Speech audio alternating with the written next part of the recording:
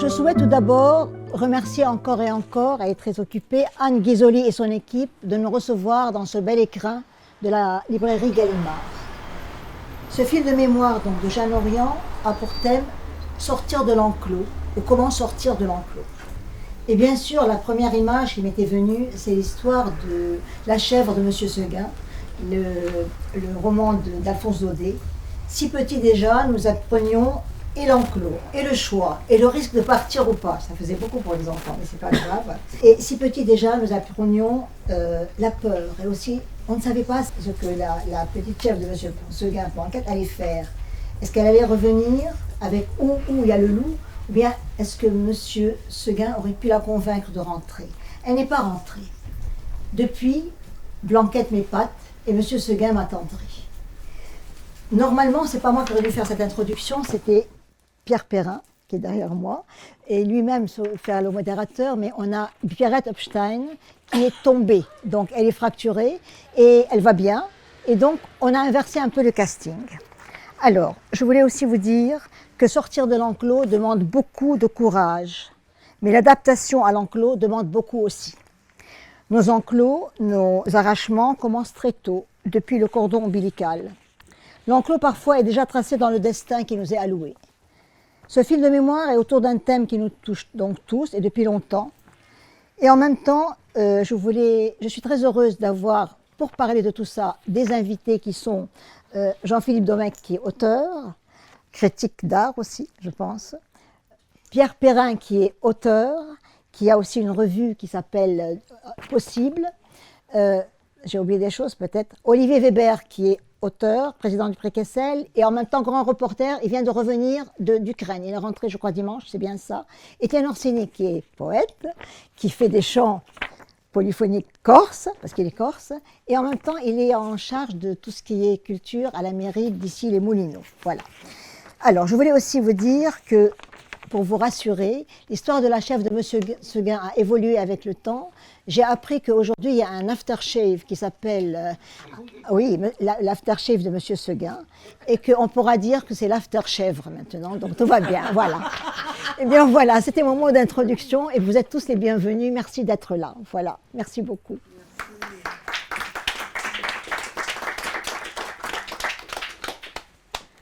Alors, l'enclos. Je ne sais pas, Jean-Philippe Domecq, si j'ai oublié de dire quelque chose de vous, mais peut-être que vous allez me le dire en vous présentant, ou ça va, j'ai bien présenté? Ah bah oui. Très bien. Alors, l'enclos, si je vous dis le mot enclos, qu'est-ce que ça évoque pour vous?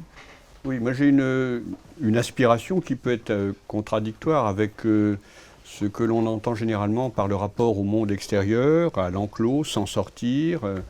J'avais fait mienne assez vite la formule du poète Gerasim Luka, comment s'en sortir sans sortir.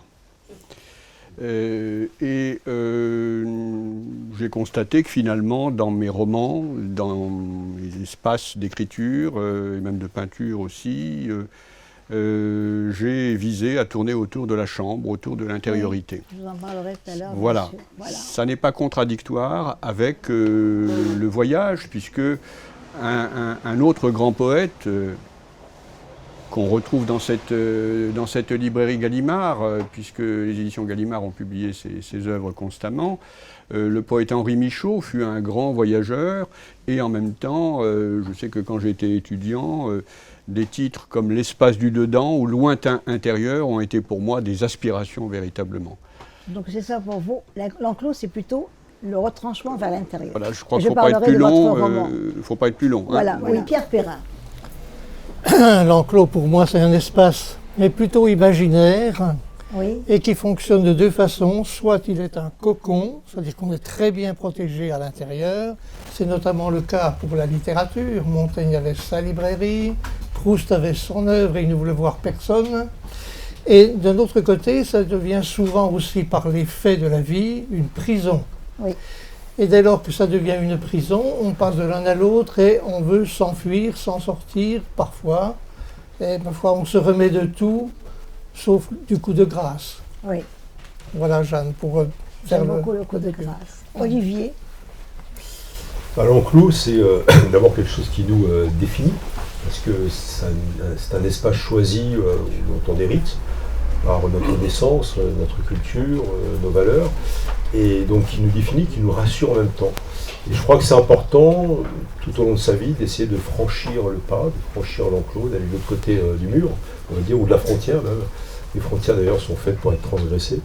Et on revient toujours chez soi, ou dans son enclos, dans sa demeure. Donc voilà, il y a cet aller-retour, cette dynamique du mur, de l'enclos, de la frontière qui nous définit et qui nous permet aussi de connaître l'autre et l'ailleurs. Et je crois que c'est important d'avoir ces allers-retours.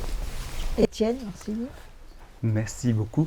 Oui, pour moi, l'enclos, c'était assez ambivalent. En fait, il y a le bon enclos et le mauvais enclos, sans que ce soit définissable très, très précisément. Le mauvais enclos, voilà, ça peut être soi-même, ses ressassements, ça peut être le bruit ambiant, le bruit des réseaux sociaux, le bruit de la société, le siècle. Et puis le bon enclos, ça peut être aussi l'autre, une relation en face à face, profonde. Ça peut être soi-même aussi par l'écriture. Voilà. Moi, Nicolas Bouvier disait qu'il y a deux mouvements permanents dans la vie, s'attacher et s'arracher. Et j'ai l'impression que c'est peut-être un peu ça aussi, nos envies de partir de l'enclos ou de rester dans l'enclos. De toute façon, je pense qu'on est déjà conditionné depuis le cordon ombilical, puisqu'on parle de la biologie de l'attachement. Et dans la biologie de l'attachement, c'est ce envers quoi on doit toujours tenter de s'échapper. Va, la vie t'appelle, en quelque sorte. En cherchant le mot enclos, j'ai trouvé qu'il y avait je savais qu'il y avait un S à la fin, mais j'ai compris pourquoi il y avait un S à la fin. On dit que c'est parce que l'enclos vient de s'enclore, et que s'enclore est un droit propriétaire. On a le droit de s'enclore. Mais je ne sais pas si on a le droit dans la vie de s'enclore. Bon. Maintenant, je reviens un peu à chacun de vous, et après on repassera. Jean-Philippe Domecq, donc vous m'avez dit donc, et vous venez de nous dire indirectement, que l'enclos c'est les autres. C'est pas l'enfer, mais l'enclos c'est les autres. Et vous avez écrit donc un livre qui s'appelle La deuxième chambre du monde, aux éditions Serge Safran. Dans cette deuxième chambre du monde, je crois que votre personnage est quelqu'un qui est sorti de la société en quelque sorte. Il a refusé de continuer, entre guillemets, de vivre en société. Il vivait dans sa chambre. Et puis, cette chambre lui suffisait, sauf qu'il s'est mis à entendre, il a vu une lumière dans une autre chambre, et en même temps, il entendait des bruits. Son plafond, il essayait de les deviner. Donc, parlez-nous un peu de ce livre, de votre personnage. Oui, on peut dire que c'est un personnage, l'image me vient en vous écoutant, un passe-muraille, mais un passe-muraille de l'intérieur. Oui. On ne sait pas d'ailleurs s'il est sorti de la société. Il a pris un long congé maladie. Et il a un côté Bartleby d'ailleurs. Hein. Je préfère ne pas, il est dans son coin. Mais finalement, on a beau pousser la solitude jusqu'au plus près possible, l'autre vient vous hanter. Oui. Et donc, tout au long de ce roman, cette présence à laquelle vous faites allusion, à juste titre, c'est une présence féminine. D'ailleurs, il le devine parce qu'il entend un bruit au-dessus, mais il voit aussi dans la façade de l'immeuble d'en face, hein, c'est d'immeuble à immeuble, c'est une grande cité comme à Paris, qu'on peut l'imaginer, il voit une silhouette de temps en temps et il devine que c'est une silhouette féminine, mais qui se projette aussi sur la muraille. Donc il y a tout un jeu sur, au fond, c'est d'intériorité à intériorité, et finalement cette présence, elle lui vient peut-être de l'intérieur de lui-même, sauf que ça va aller quand même jusqu'au bout du bout, et peut-être même de la mort. Voilà, et j'ai l'impression que cette personne, X, est-elle une personne, cette blondeur, comme vous dites, oui. Quelque part c'est une créature que peut-être vous avez inventée, que vous avez l'impression de voir, qui est réelle, mais en même temps, ça prouve Qui l'a inventé ? Qui l'a inventé, pardon, oui. Moi, j'y suis pour rien. Voilà, vous y êtes pour rien. Mais ça veut dire qu'on ne peut pas vivre... Pour rien, je pèse le mot, pour rien, parce qu'on est suspendu dans le rien dans ce moment. Oui, justement, c'est la vacuité totale. Oui. Voilà. Donc, vous dites aussi, acquiescer est une forme de... Vous ne voulez pas acquiescer. Est-ce que c'est une forme d'enclos ? Et en même temps, est-ce que cette chambre, cette seconde chambre, ça veut dire que la vôtre ne suffisait plus ? On ne peut pas vraiment vivre seul, comme vous le dites. Oui, je n'avais pas pensé à ce que vous dites, mais ça me paraît résonner assez justement, au sens où finalement il y a une chambre, puis finalement on constitue une chambre dans Oui, la chambre, c'est la et chambre augmentée, c'est voilà. en gigogne, Oui. et finalement on s'aperçoit que c'est l'espace du dedans dont je parlais tout à l'heure, c'est un espace infini, alors qu'on ne fait que le tour de l'espace apparemment connu, mais tout espace connu est inconnu au fond. Et vous êtes devenu un peu en attente du bruit, Oui, des alors pas évidemment. feutrés. Parce que là, vous reconnaissez quand même les pas. Ça veut dire que vous avez l'habitude, parce que je parlerai tout à l'heure à Olivier qui lui était accompagné d'un aveugle, donc c'est autre chose. Oui. Mais vous êtes en attente. Et cette attente, en quelque sorte, vous ramène à la réalité, enfin, ramène votre personnage à la réalité de la vie. Ça veut dire qu'on ne peut pas vraiment sortir de la société. Oui, on ne peut pas sortir et on ne peut pas rester Vivre totalement seul non plus. Voilà. Il y a, comme vous le dites, une forme qui naît, alors, qui est peut-être une présence réelle, mais peut-être cette présence fantomatique est justement l'image même de... Au fond, il n'y a rien de plus...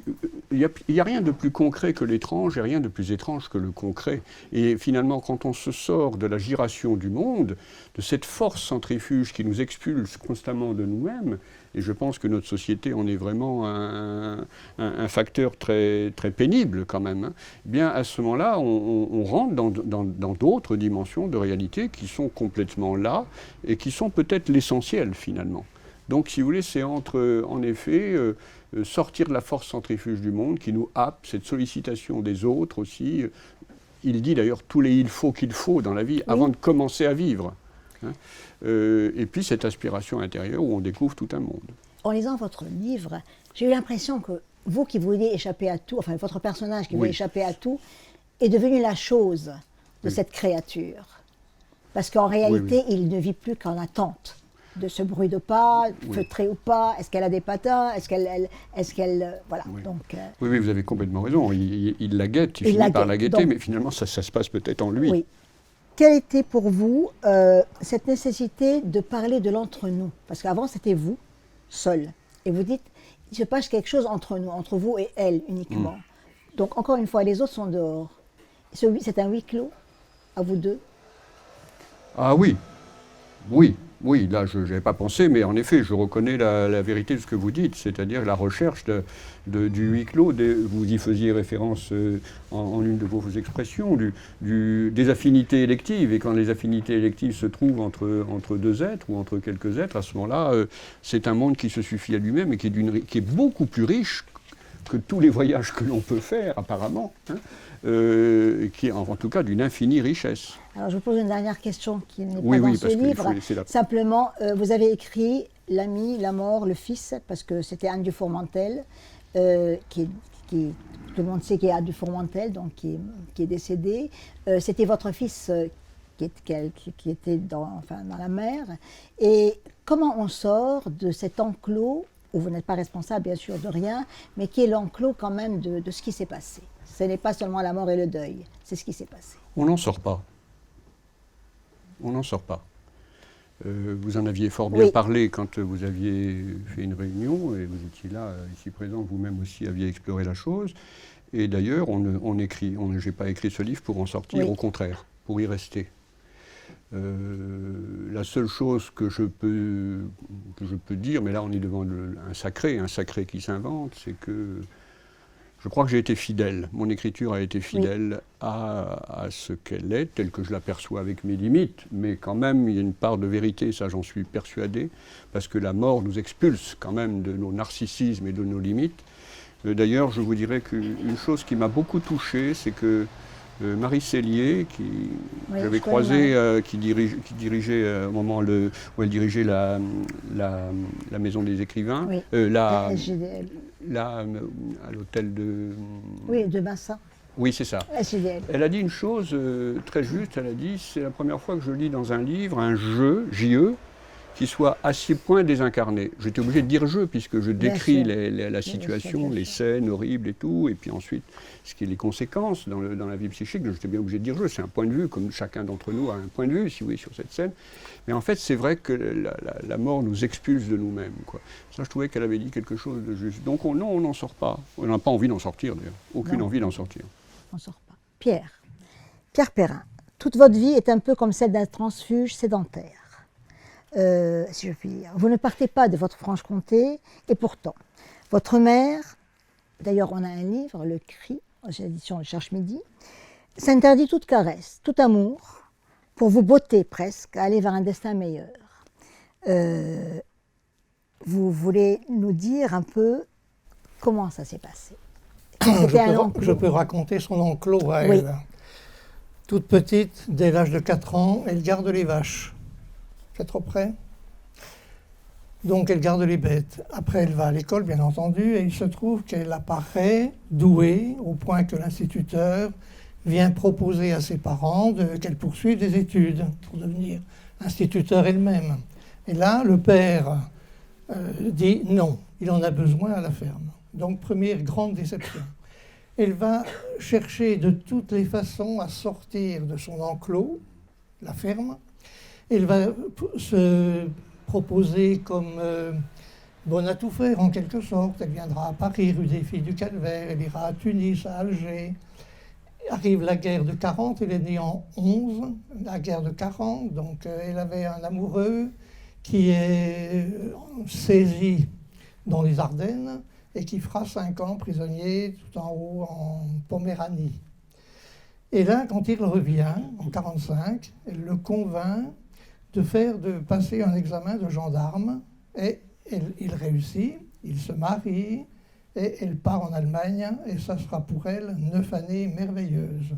Elle est hors de son enclos, merveilleuse parce qu'elle apprend la langue allemande, elle fait du négoce, elle rapporte du marché noir un peu à l'époque. Et puis en 54, donc j'étais né depuis 4 ans, changement total. Mon père dit, moi j'en ai marre d'aller poursuivre des gens qui ne paient pas leur pension alimentaire, souvent ce sont les plus riches, etc. Et il dit, on va rentrer à la ferme. Je vais reprendre la ferme de ton père. Et elle est revenue à l'enclos. Comment? Elle est revenue à l'enclos. Elle est revenue au cul des vaches, dans la bouse, etc. Et moi, elle m'a poussé systématiquement à essayer d'en sortir, de faire des études, etc. Mais le résultat quand même, c'est cette rupture, ce retour à l'enclos prison. Bien sûr. Ça lui a fait faire une dépression de 30 années, quoi. Elle a été très dure avec vous, mais vous ne l'aviez pas compris à l'époque. Moi, je ne pouvais pas. Oui. Je crois que vous avez un poème que vous pouvez lire qui explique tout ça. Oui, ou j'aimerais bien que ce soit Henri Pierre qui le lise. C'est possible. Ah. Vas-y, c'est pas compliqué. Il faut aller vite seulement. Oui, il n'y a pas de Voilà. Je suis désolé de ne peut-être pas mettre le ton qu'il faudrait parce que je ne connais pas le poème. J'essaierai de faire de mon mieux. Elle exige les meilleures notes contre une orange à Noël, avec un habit trop grand, une chemise de laine râpeuse, presque sans couleur, à ne porter que les dimanches solennels. D'un coup de tête, je dois crever le couvercle de la misère. Je ne me souviens pas de m'être assis sur ses genoux, de m'être blotti contre sa poitrine. Je n'ai pas le droit de la regarder. Quand elle se lave, debout près de la pompe, dans l'obscurité de l'escalier menant à la chambre haute, elle ne se met jamais nue. Elle abat tout à coup une bretelle, le gant autour du cou, pour l'autre côté. Comment découvrir ces 2 petites pommes de moisson? Elle a fait abattre le chien qui n'avait pas 6 mois, pour mes 10 ans, parce qu'il mange trop. Seul, derrière la fenêtre de la cuisine, je le revois attaché au poteau en face de la maison. D'un coup de hache, un voisin lui fracasse le crâne, le sang jaillit. J'éprouve la terreur, les hurlements de mon unique bête, et ma mère tire le cadavre derrière le tas de fumier. Ce meurtre, je l'ai enfoui 30 ans. Bravo. Merci Henri Pierre. Il Vous dites aussi... y a une scansion assez, avec une ponctuation assez ça originale qui aurait demandé une prélecture. C'est très bien, c'est très bien. Pierre Mais tu as Perrin, été parfait. vous dites la vie est une éclipse de la mort. Et vous dites que naître nous fait venir du néant pour repartir, en quelque sorte, Oui. dans le néant. Cette éclipse de la mort, c'est l'enclos. C'est un C'est enclos ouvert. l'enclos qui nous est favorable, qui nous est donné. L'histoire de la vie est une éclipse de la mort, je trouve que c'est une belle formule. Ça rejoint, vous savez, ce que Sénèque disait, où sont les enfants qui ne sont pas nés? Tu demandes où sont les morts. Demandez-vous où sont les enfants qui ne sont pas nés. On a le néant avant nous, que nous ne connaissons que par l'histoire, et puis après nous n'en connaîtrons évidemment rien. Donc ça, c'est un enclos de notre vie. Mais les enclos, comment dire, ils sont gigognes, comme disait, je crois, Jean-Philippe. Hein. Ils se changent complètement sans cesse. Hein. Vous avez aussi écrit un livre, Le modèle oublié, aux éditions Lafon, sur Courbet, mais c'est surtout sur le modèle oublié qui est Virginie Binet. Oui. C'est le modèle. Alors là, c'est un enclos plus... Vous faites sortir le modèle, qui sont toujours, on ne les voit pas en quelque sorte, d'un enclos. L'enclos, qui est celui qui est admis par tout le monde, c'est que Courbet, c'est un homme sans femme. Moi, j'étais stupéfait jusqu'à 50 ans. Officiellement, il ne connaît pas d'amour. Or, ce qu'on a découvert, c'est qu'il a une première femme de 11 ans plus âgée que lui, Virginie Binet, qu'il fait venir donc à Paris où il habite alors, et elle lui donne un fils en 47 après 7 ans de mariage, de ménage pardon, puisqu'ils sont surtout pas mariés, il n'a pas reconnu son enfant, il l'a même jamais amené à Ornans, d'où il est originaire et où il retournait chaque hiver. Voilà. Donc moi, mon idée c'était de faire sortir de l'oubli, du silence, cette femme notamment, le fils aussi dont très peu parlent, et puis rendre à Courbet un peu la chair. Parce qu'on regarde, j'ai expliqué quand j'avais présenté le livre, en 67, il revient à Ornans, il dit à ses amis, oh j'en ai pas pour longtemps, je vais enterrer l'ami Cudot. C'était son meilleur ami. Et en fait, il reste 3 mois à Ornans, plutôt que de rentrer 2 jours après, et il fait son dernier grand format, 4 mètres par 5, l'Ali du Cerf. Alors si on sort un peu de la seule peinture et qu'on se dit, il a peint ça en ayant enterré son seul et unique ami masculin, à mon avis. Hein. Voilà, donc l'idée c'était sortir d'un enclos fait par tout le monde, les gens se recopiant un peu les uns les autres, même si c'est pas très gentil. Voilà, de Courbet, il ne faut rien dire. Par exemple, je donne un dernier exemple. Tout le monde, encore aujourd'hui, tous ceux qui n'ont pas lu mon livre, sont persuadés que Courbet est mort ruiné. Or, il est évident, en 72, après la Commune, il écrit « On a pour 20 000 francs de commandes par mois. 12 mois, ça fait 240 000. Il reste 5 ans à vivre, ça fait 1,2 million. Comment quelqu'un qui produit 1,2 million dans les 5 dernières années, sans compter tout ce qui était passé, peut mourir ruiné. Maintenant, c'est comme ça. En tout cas, Virginie Binet, vous l'avez fait sortir. Je pense tous les modèles, toutes les muses se sont mises à vivre hors cadre. C'était très important. Je reviendrai tout à l'heure sur votre revue Possible et les recensions. Je dis encore un mot à propos de Courbet, c'est très amusant. Je suis allé comme par hasard au musée la semaine dernière, qui vient de se passer vendredi. Et la petite dame qui tient la librairie du musée m'a dit « Oh, le conservateur du musée de Dieppe est venu et il a pris votre livre. » Je lui ai dit « C'est pas trop tôt, j'avais 3 ans. » Et dans le Courbet, je consacre un chapitre à un auteur de Dieppe, où était Virginie Binet, Pierre-Adrien Graillon, etc. Comme quoi les choses sont lentes quand même, on peut s'en désoler parfois. En tout cas, vous avez sauvé le modèle. Oui. Olivier, vous revenez d'Ukraine. Oui. Vous étiez en Afghanistan, en visite surprise, je pense aussi. Dans la guerre, où se situe l'enclos? Bonne question. Où se situe l'enclos dans la guerre? D'abord, je ne suis plus reporter de guerre, je l'ai longtemps été pour la presse britannique et française. Je dû couvrir une 20aine de guerres. Et ce qui m'intéresse dans la guerre, c'est pas la ligne de front, c'est pas la tranchée. C'est le quotidien des gens. Ce sont les gens qui vivent de l'autre côté. Et que ce soit en Ukraine aujourd'hui, je suis revenu avant-hier, que ce soit en Afghanistan, en Syrie, il y a une capacité de survie extraordinaire. D'abord parce qu'on souvent on n'a pas le choix, on ne peut pas franchir la frontière. Et deuxièmement, parce que même il y a un côté qu'on pourrait qualifier éventuellement de résilience, mais en tout cas de fureur de vivre. Et il y a le système D, il y a le bricolage, mais je crois que c'est surtout l'appétit de vivre ou de résister. Et pour moi, vivre et résister vont très bien ensemble. Donc où se situe l'enclos? quand il n'y a plus d'enclos, quand il n'y a plus de frontières, ou quand elles sont violées, transgressées, violées dans tous les sens du terme d'ailleurs. Il y a aussi l'enclos imaginaire, la patrie qui peut être une patrie littéraire vers laquelle on se replie. Et je suis toujours ému d'ailleurs de voir à l'autre bout du monde des jeunes qui lisent, qui sont souvent pauvres ou justement enfants de la guerre, et qui lisent leurs auteurs ou nos auteurs traduits dans leur langue. Et je trouve ça très émouvant parce que je me dis, voilà, ils ont, sinon un enclos, en tout cas une nouvelle patrie. Et pour moi, la littérature, ça serait une sorte de patrie sans frontières. Et un pays qui vous accepte, un pays qui vous aide à grandir, un pays qui vous donne des héros, et avec des livres qu'on peut relire lorsqu'ils sont de grande qualité, à différentes étapes de sa vie, et les voir totalement différemment. On parlait de Jack London il y a encore quelques temps, et Jack London, pour moi, qui est mort jeune, est mort à 40 ans, a sans cesse voulu transgresser l'enclos, et revenir dans l'enclos. D'ailleurs, il a acheté un ranch qui était un ranch extraordinaire qu'on peut encore visiter à Glen Ellen, au nord de San Francisco. Et il n'a fait que cela, en fait, de réenchanter le monde, de l'imaginer, donc de revenir, y compris par ses correspondances de guerre, parce qu'il a été correspondant de guerre dans plusieurs pays, plusieurs conflits.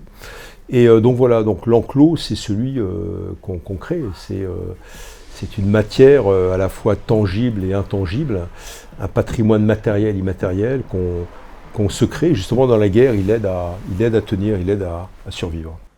Vous m'avez dit, contrairement à Jean-Philippe, qui lui aime les chambres, vous m'avez dit que quand vous revenez, que ce soit d'un reportage de guerre ou que ce soit même quand vous avez, comme dans ce livre, Au Royaume de la Lumière, aux éditions Plomb, je crois, vous rapportez des images, que ce soit des images de nature ou de guerre. Vous avez besoin de pacifier ces images quand vous les écrivez. Quand vous écrivez, il y a cette lumière qui arrive. Oui, alors parce qu'on écrit aussi pour soi, hein, Oui. et évidemment, moi j'écris aussi pour les autres, je ne sais pas si c'est la bonne expression, mais parce qu'on voit, y compris par les romans. Je crois qu'on peut beaucoup décrire le réel par le roman. J'ai écrit un roman qui s'appelle L'Enchantement du Monde, sur un peintre, qui est le peintre Bellini, qui a été mandé par le grand sultan ottoman Mehmed II, qui était le vainqueur des chrétiens à Constantinople en 1453. 21 ans, il parlait 6 langues, non pas Bellini, mais le sultan Mehmed II. La littérature nous permet de réinventer ce réel, peut-être de le rendre plus beau, ou plus laid, je ne sais pas, mais en tout cas, justement, de donner aussi des éléments d'espérance. Moi, je suis porté par l'espérance, et sortir de l'enclos, revenir dans l'enclos, pour moi, c'est aussi une manière de mêler notre manière de vivre à l'espoir, et ça, c'est très important. Et je peux vous dire qu'en Ukraine, d'ailleurs, d'où je reviens, il y a une espérance incroyable, il y a un espoir, mais les bras m'en tombent. Tellement il y a, malgré le baroud de feu et le déluge qui s'abat encore, qui s'est accru depuis hier sur le Donbass, il y a cette espérance, il y a cette volonté de résister, cette volonté de combattre, cette volonté de partager les valeurs démocratiques, cette volonté d'appartenir à la famille européenne. Et ça, vraiment, j'ai reçu une grande leçon, parce que je croyais avoir vu quelques guerres dans ma vie, enfin plus que quelques guerres, d'ailleurs, quelques facettes de la géopolitique, et là, j'ai appris beaucoup de la part de ces Ukrainiens, jeunes et moins jeunes. Dans ce livre, vous dites un mot très beau. Vous dites, une phrase plutôt, nous avons oublié de nous taire dans nos sociétés bavardes. Et c'est peut-être ce silence que vous êtes allé chercher dans le Mustang, avec cet accompagnateur aveugle. Oui, aveugle. Oui, voilà. Alors moi je suis allé dans un enclos, et qui est une enclave, et je suis passionné par les enclaves. Donc le Mustang, en 2 mots, c'est une province du Népal, qui était un royaume indépendant jusqu'en 1992. Donc il n'y avait aucun étranger qui n'était accepté, sauf un, c'était pas moi, j'étais trop petit, c'est Michel Pessel, qui est un ethnologue. Et donc jusqu'en 92, on ne pouvait pas pénétrer au Mustang. Et moi qui viens de la montagne, des Alpes, j'étais fasciné par le Népal, l'Himalaya. Donc à 20 ans, je commençais à faire des expéditions là-bas, je ne pouvais pas rentrer au Mustang. Et j'y suis rentré pour la première fois, donc pour ce livre, mais je ne suis pas allé pour le livre, je suis allé pour accompagner un ami, qu'on appelle l'aventurier aveugle, qui est un homme qui a 10 ans de plus que moi jour pour jour, on est né le même jour, le 12 juin, et qui était pharmacien et qui a perdu la vue à cause de ce qu'on appelle une rétinite pigmentaire. Il le savait, c'était programmé. Et on l'appelle, dans notre bâtiment qui est à côté, là, pratiquement au bout de la rue, la Société des explorateurs français, il en fait partie, on l'appelle l'aventurier aveugle. Et on avait déjà fait une expédition ensemble au Baïkal, en Sibérie, en pleine hivernale, c'était comporté royalement. Et il m'a expliqué ce que c'était la cécité. La cécité, non pas de naissance, mais acquise. Et il me dit qu'on peut encore discerner éventuellement les ombres, même si on a une cécité totale. On voit par exemple des contre-jours en montagne, etc. Mais il me dit il y a quelque chose qui s'estompe, et là j'étais pas estomaqué, mais c'est sur les conversations sur des semaines. Il me dit avec le temps, quand on est aveugle, on perd le souvenir du paysage de l'être aimé. Et c'est incroyable parce qu'il peut me décrire des tableaux, des peintures, des couleurs, etc. Des paysages, des voyages. Il connaissait le Mustang, il était 10 fois au Népal, il a vu de ses yeux le Mustang. Et donc l'idée c'était de retourner au Mustang pour que je l'accompagne et que je lui raconte les paysages. Et il me raconte cela, la disparition du visage des êtres aimés. Et en fait, il s'est passé une petite révolution, c'est que c'est pas moi qui l'ai accompagné, c'est lui qui m'a accompagné. Et c'est lui qui m'a expliqué en extrapolant, en déduisant, en anticipant, etc. Mais c'est surtout une perception humaine que celle du monde des aveugles. On est dans un monde extrasensoriel. Alors c'est un peu agaçant, je l'ai dit dans le livre, parce que ce sont des hypermnésiques. Et donc j'ai dit, alors Gérard, demain matin, quelle heure le soleil se lève? 6h22. Ah bon, quel pont? On va traverser un pont de liane au-dessus du précipice à profondeur 223 mètres. Alors c'était assez étrange parce que voilà, les aveugles développent cette hyperpuissance, on va dire, de la mémoire, mais aussi le don de sentir l'autre, etc. Donc la présence de Gérard était tout le temps là. Et nous voyagions effectivement dans le silence, parce que quand on marche en haute montagne, le Mustang, donc c'est petit royaume qui reste un royaume aux yeux des Mustangais, les Loa, l'ethnie du coin, et nous étions accompagnés par un guide haute montagne qui s'appelle Tsewang, qui est le prince du Mustang, donc c'est très chic. Chic, oui. Et donc on avait une vénération totale de la part de ces 6000 habitants pour notre guide, pour le roi, le prince, on va dire, du Mustang. Et c'était fabuleux parce que je reviens à cette idée de l'enclos et de l'enclave, parce que on a fait un film pour France 5 et la chaîne Voyage.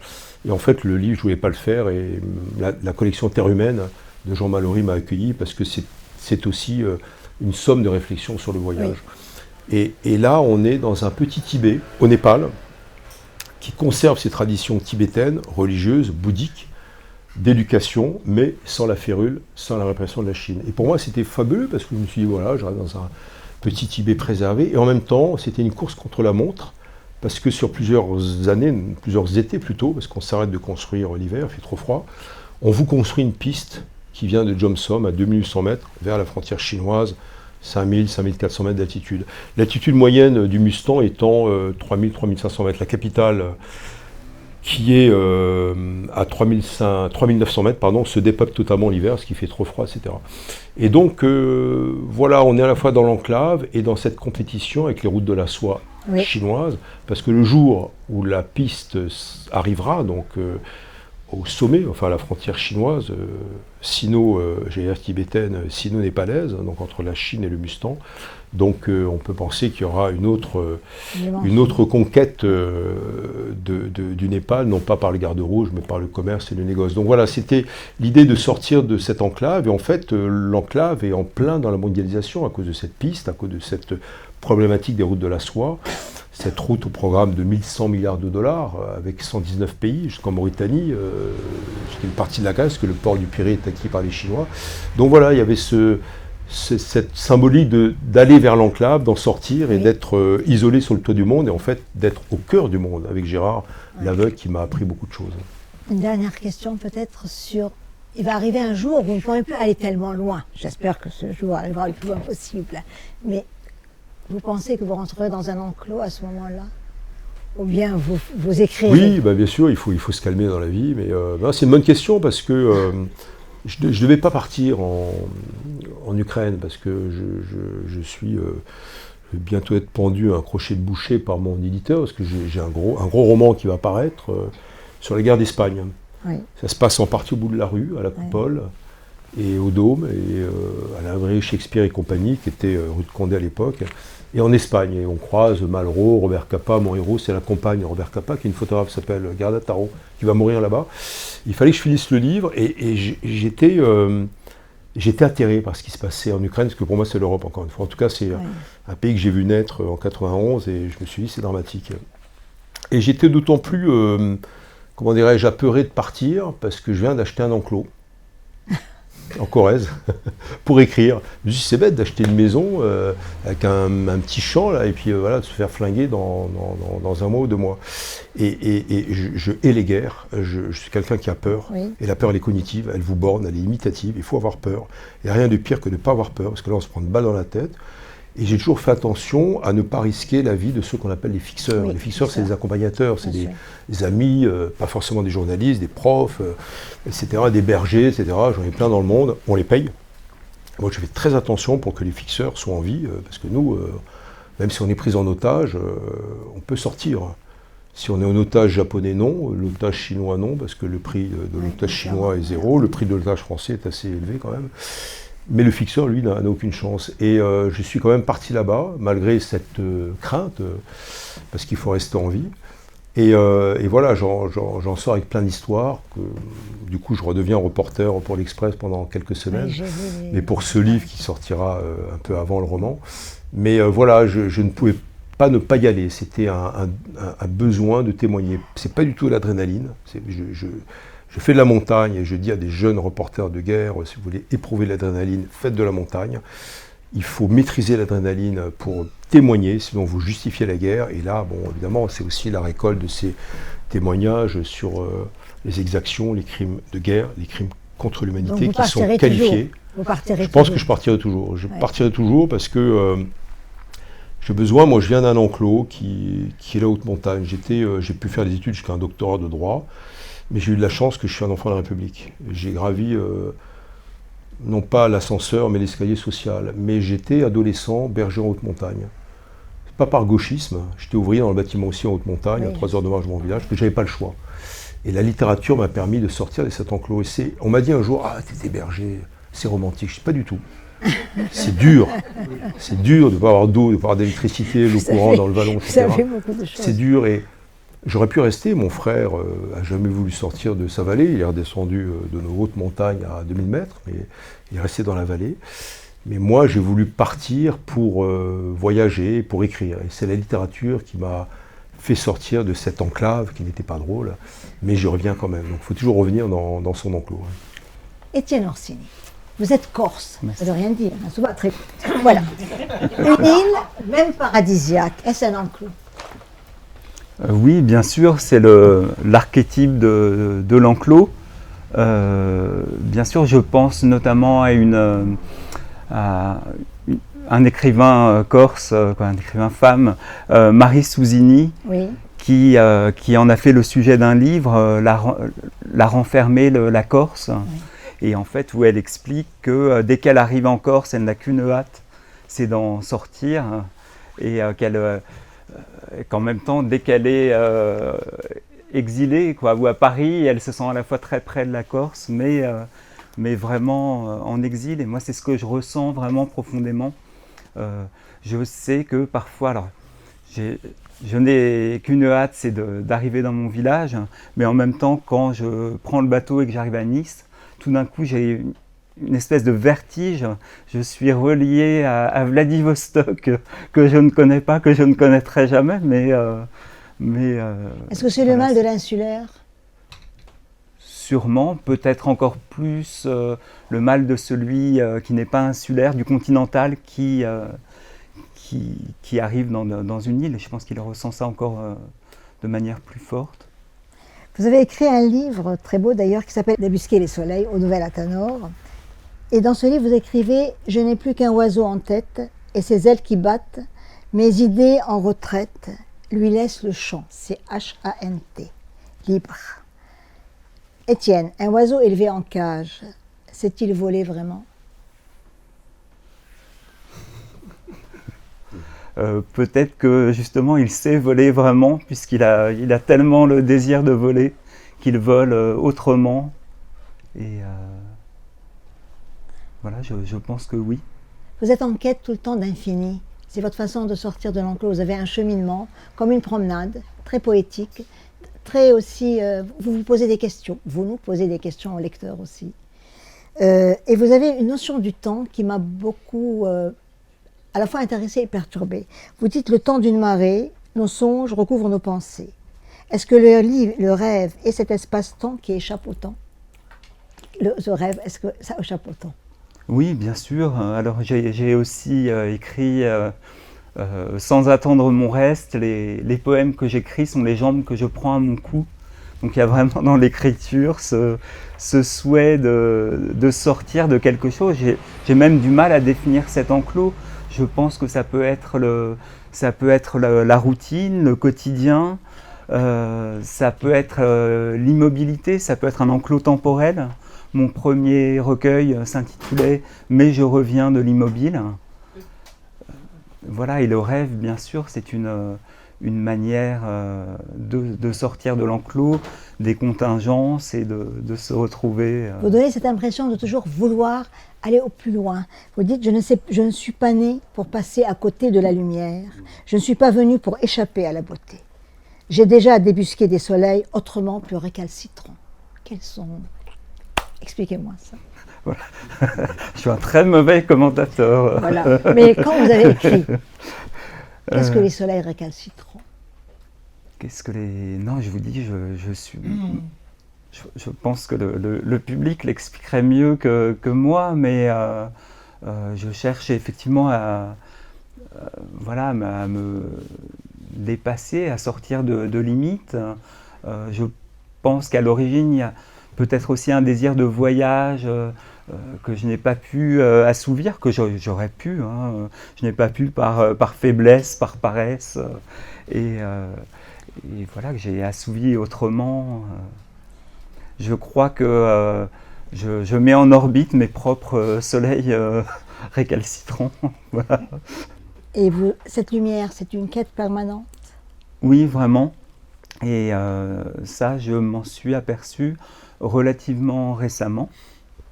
Notamment, alors c'est anecdotique, au moment du premier confinement, et c'est vrai que j'aime beaucoup prendre des photographies d'éclats, oui, justement, et je suis vraiment aimanté par le petit éclat de soleil sur une vitre ou dans une flaque d'eau. Alors la photo, c'est pour augmenter l'émotion? C'est un besoin chez vous pour sortir aussi de l'enclos? Parce que vous écrivez, vous faites beaucoup de photos, justement. Voilà, alors peut-être aussi pour sortir de l'enclos que peut devenir l'écriture. En fait, tout ça, ça se fait de manière assez naturelle et inconsciente. Mais effectivement, c'est un besoin de sortir de l'enclos, de la routine, d'essayer de me surprendre moi-même, d'être surpris. Et c'est vrai que ma pratique photographique, c'est rien de plus qu'une filature du soleil. Je vais oser vous poser une question, Étienne, tout en restant très, très général. Vous avez dû faire face à une tragédie. Comment on sort de l'enclos de la douleur? Alors là, je me suis tout à fait retrouvé, oui, puisque j'ai perdu mon fils, donc il y a 10 mois, dans des conditions compliquées qu'on ne peut même pas enclore dans une définition, dans une qualification juridique ou autre. Une enquête est en cours, donc c'est compliqué. Je me retrouve tout à fait dans ce qu'a dit Jean-Philippe, à savoir que je n'ai absolument pas envie d'en sortir. En même temps, c'est pas du tout mortifère. Non, justement. Des choses assez étonnantes. Pendant l'année qui a précédé ce deuil, j'ai écrit une sorte de memento mori, assez détaché, et voilà, je termine ce livre, ce livre dont je n'ai parlé à personne, et cette tragédie survient, mais je n'ai pas envie d'en sortir, plutôt de retrouver mon fils transcendé, tel que j'ai pu le connaître. En tout cas, c'est quelque chose qui m'aime beaucoup, moi, personnellement. Voilà. Je sais aussi que vous gérez l'espace culturel, l'espace André Chédid à la mairie d'Issy-les-Moulineaux, avec justement à chaque fois un but différent. Vous avez donné beaucoup de vie à tout ce que vous faites là-bas. C'est une façon de faire sortir aussi le monde qui est à côté, les gens ici, en les faisant venir, non pas dans un enclos, mais dans un endroit d'éveil, justement. Oui, tout à fait. Alors c'est un lieu un peu paradoxal de ce point de vue-là, puisque c'est un ancien commissariat, donc vraiment le quadrilatère, mais qui a été métamorphosé par un grand architecte, Pierre-Louis Falocci, avec un projet assez utopique de relier des services d'écoute à la personne à une programmation autour de la philosophie et autour de la poésie.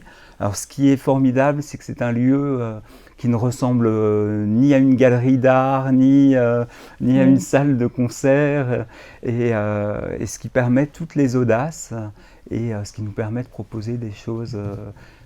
D'ailleurs, j'y ai été accueilli une fois et je peux témoigner que vous avez créé dans ce lieu, je n'y suis allé qu'une fois pour cette soirée-là, une qualité d'attention, un peu comme ce que vous parvenez à faire d'ailleurs, parce que bon, des lieux de débat, il y en a beaucoup, heureusement, des lieux culturels, mais il y en a certains qui ont une qualité d'attention extraordinaire où on sent que l'auditoire, les gens sont habitués à venir et qu'il y a eu un dialogue d'esprit à esprit entre tous.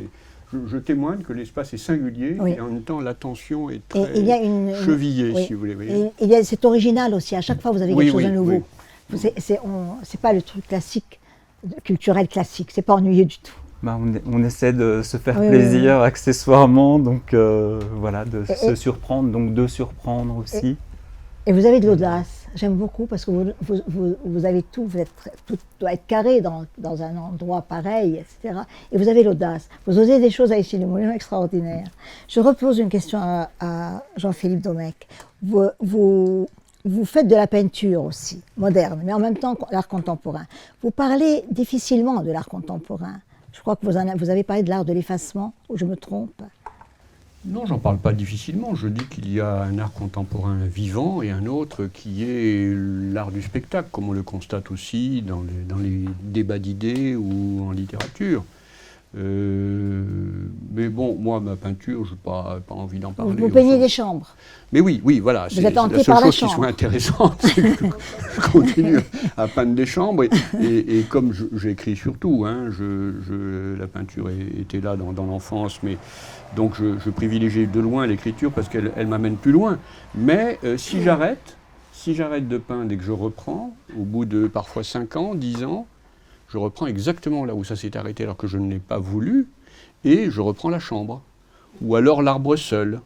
Vous voyez, c'est... Que vous voyez de la chambre. Et pas nécessairement, c'est au bord du monde. Voilà, en vous écoutant d'ailleurs, je pensais à ça aussi.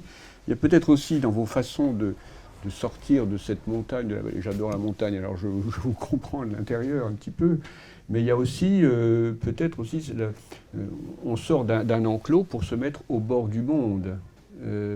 Et après tout, c'est comme ça qu'on voit le plus possible, qu'on est détaché de soi et qu'on perçoit avec une acuité singulière. Je peux vous lire un petit passage d'ailleurs qu'on peut être au bord du monde depuis sa fenêtre, si vous voulez tout à l'heure. Allez-y, je vous en prie. C'est pas long, mais c'est juste par rapport à ce bord du monde et à cette attention. Je ne me penche pas à la fenêtre. Je regarde. Et ça va. Tout est là par la fenêtre. Tout y est. Qu'on regarde ou pas. Je regarde assez régulièrement quand même. On ne sait jamais. On ne sait jamais trop avec moi. Pour ça que je me dis les choses, j'ai l'impression. J'ai même besoin de faire un peu plus que me les redire, j'ai l'impression. Et même de faire plus que me dire quoi que ce soit, j'ai l'impression. Heureusement, j'ai fenêtre d'un côté et fenêtre de l'autre. Ça permet. Des deux côtés, des deux. Oula, que d'émotion ce matin. Quelle fleur de peau. Pourquoi tant s'affoler? Tout continue pendant ce temps tranquille. Tout, de tous côtés, et pas seulement des deux, pas besoin de vérifier. Même si je vérifie, mais ça c'est moi. De ce côté, ce sont des trains qui passent, nombreux. La gare est grande, le monde aussi, c'est ainsi. Des trains, des voies ferrées, des façades et des façades en face, et des étages de toits, de toitures, je ne sais plus. Souvent je regarde et ne vois pas ça, c'est que je pense à autre chose. Mais là ça va, je ne pense pas à autre chose. Parfois, je vois les trains et ils passent. Parfois, je connais cette phrase, elle est très D'autres fois, c'est l'inverse. Voilà. Ils passent et je les vois. Voilà. Ni l'un ni l'autre, à vrai dire. Je passe très certainement plus qu'eux. La gare sera là quand je n'y serai plus. Elle y était avant. Je termine juste. Oui. Tout ce qui fut, qui n'y est plus, quand on y pense. Tout ce qui sera quand on n'y sera plus, quand on y pense. Et tout ce qu'on ne pense pas quand on y pense. Tout ce qu'on ne pense pas. Et tout ce qu'on vit sans qu'on le vive. Et tout ce qu'il y a, alors que quoi, il y a tellement rien. On passe à côté, en fait. On passe notre temps à passer à côté. Je pense par rapport à la thématique de l'enclos, Oui, il y a tout à quelque fait. chose de Oui. la caméra oscura, de Voilà, l'attention, tout à comment fait. on intègre les choses de façon absolument élémentaire et au bord de la stupidité. Hein. On est au bord du monde et on est au bord de la stupidité. Pierre, vous vouliez nous lire peut-être quelque chose, vous m'aviez dit. J'avais- Après, je vous poserai une question sur la recension, qui m'intéresse beaucoup. J'avais repéré l'histoire de l'asile Oui. et de l'exil, puisque Oui. je suis en train de préparer un numéro Jean Perrol. Oui, C'est un poète et romancier qui est né en 1932 et qui a donc 90 ans. Et il a passé 30 ans à l'étranger, au Japon, en Afghanistan. La Djouille, en 2014, parle justement de son passage en Afghanistan et il parle de la guerre des Russes à l'époque. Et comment justement ce peuple d'Afghans se soulevait et était résistant. Pour rejoindre ce que vous disiez. Donc le père Perrol, il écrit ceci, il a donné pour titre à un de ses recueils de poèmes « Asile, exil ». Et dans la Djouille, en 2014, il écrit « Mon exil japonais était devenu mon asile », parce que bon, il a énormément souffert de la guerre 39-45, il a vu des horreurs absolues, type un instituteur découpé à la scie à ruban par les Allemands, hein, donc voilà. Et donc, mon exil japonais était devenu mon asile, c'est-à-dire qu'il s'éloignait de sa mère, même s'il n'était pas toujours conforme à sa légende. Puis, mon asile français, quand il rentrait, un véritable exil. Donc, vous voyez, c'est la complexité de ces histoires d'enclos. On passe sans cesse du cocon à la prison et réciproquement, quoi. Et les choses se multiplient. Pour ce qui est de la littérature, moi je crois à la nécessité de l'enclos. Montaigne, dans sa littérature, il veut être tout seul et il ne veut surtout pas voir le monde, même s'il l'a connu un peu. Proust dit des choses de ce même ordre. Il ne veut, dans ses murs tapissés de liège, que personne ne vienne le déranger de son écriture et de sa recherche à l'intérieur. Il dit une chose intéressante, par exemple, dans Le Temps retrouvé.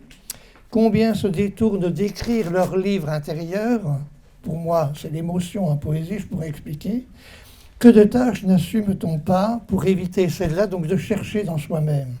Chaque événement, que ce fut l'affaire Dreyfus, que ce fut la guerre de 14, avait fourni d'autres excuses aux écrivains pour ne pas déchiffrer ce livre-là. Pour moi, cette émotion que cherche Proust, elle rejoint la poésie. Si on regarde, par exemple, les poèmes que tout le monde connaît, la Ballade des pendus, qu'est-ce qui fait que Villon écrit sa ballade? On sait qu'il a tué quelqu'un, et il se dit, ben voilà mon avenir. Et son émotion, donc il essaye de la traduire dans ce poème-là, et c'est pourquoi il nous touche. Il est capable en même temps d'y mettre de l'humour. Hein. Picorbeau, nous ont les yeux cavés, etc. Mais jamais nul temps, les pendus, nous ne sommes assis. C'est-à-dire qu'on n'a pas le temps de se reposer quand on est pendu. Touche d'humour. Si vous prenez Rimbaud, Le dormeur du Val, l'émotion initiale, elle est simple. Il écrit ça en octobre 1870. Le 2 septembre, les Français se sont rendus. Hein, Napoléon se rend à Sedan. Il voit un soldat étendu dans l'herbe, jeune, bouche ouverte, tête nue, etc. Il dort. Est-ce qu'il dort? Mais non, il a 2 trous rouges au côté droit. Ouais. Quelle est l'émotion qui lui a fait écrire son poème? Moi qui ai 16 ans, j'aurais pu avoir un fusil et être là. Vous voyez, l'histoire, il faut chercher peut-être pour la poésie en soi-même, quelles sont ces émotions fondatrices en quelque sorte. Et voilà, j'en dirai pas davantage, mais ouais. Voilà. Olivier, je vais vous reposer la même question. Au vu de ce que vous avez entendu, qu'est-ce que vous avez comme réflexion, même si on a un peu parlé rapidement de l'enclos, bien sûr c'est une thématique qui est importante.